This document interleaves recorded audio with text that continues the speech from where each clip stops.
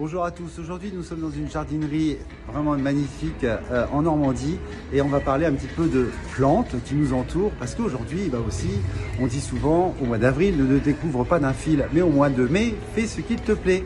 Et Simon va nous expliquer un petit peu ce qu'il faut planter et pas planter maintenant parce que des fois il vaut mieux attendre quelques jours, voire pas un mois ou deux, mais approximatif c'est ça.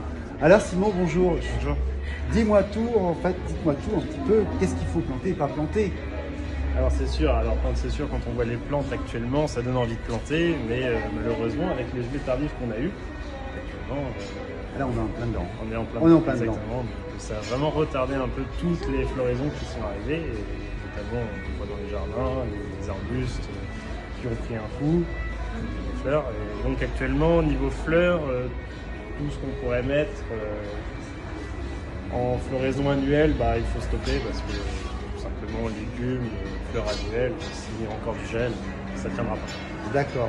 Et alors par exemple les tomates là? Ouais. Non, surtout pas. Surtout pas planter les tomates. Les tomates, c'est après le 15 mai. Parce que c'est vraiment après le 15 mai. Alors attention, les tomates après le 15 mai, sinon c'est pas possible. C'est ça. Et donc voilà. Et alors après ça, par exemple, c'est vrai que ça on en met dans les jardins, on en met dans les jardinières, on en met un peu partout. Et alors cette plante?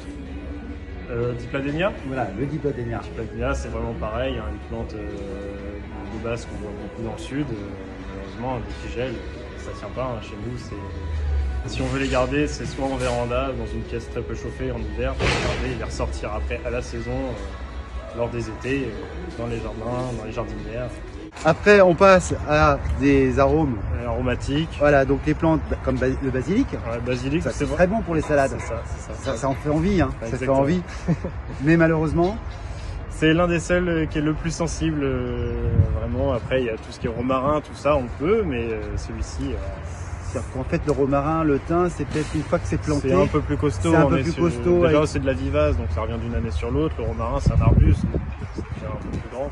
Et ça tient chez nous, mais le basilic, ça tient pas. Ça tient pas. Et là, après, justement, on continue, justement, on en part un. Le romarin, ça vous pouvez. Magnifique et superbe. Le romarin, ça peut le tirer. Voilà. Et alors après, ça c'est vrai que c'est ce qu'on met sur les... Ça tient plus ou moins, non? Les annuels, c'est pareil. Là, on pouvait, mais après, tout dépend le froid qui est annoncé. Malheureusement, on ne contrôle pas la météo, on ne peut pas savoir à l'avance. Oh, ça serait bien d'avoir une télécommande pour mais malheureusement, on ne peut pas. Donc ça, vraiment, ça c'est pas la peine pour l'instant. Il faut vraiment garder ça vraiment à une température. Les températures, en fait, exactement. Sur les fleurs.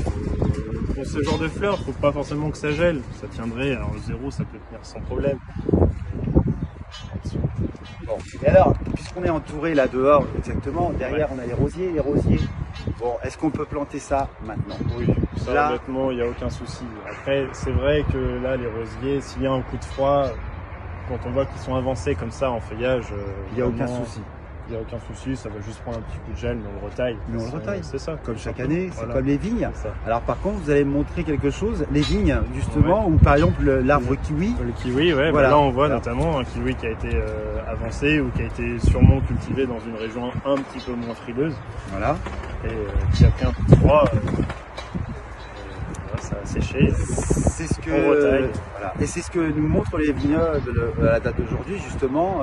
Ils ont eu peur de toutes ces gelées. ils ont mis des bidons avec du feu pour vraiment réchauffer parce que sinon ils perdaient leur récolte. Là il n'y aurait pas de... Ça a tellement été en avance avec les chaleurs qu'on a eues. Quand on voit les fleurs qui ont poussé d'un coup, ça a été un problème. De toute façon on le voit dans les jardins.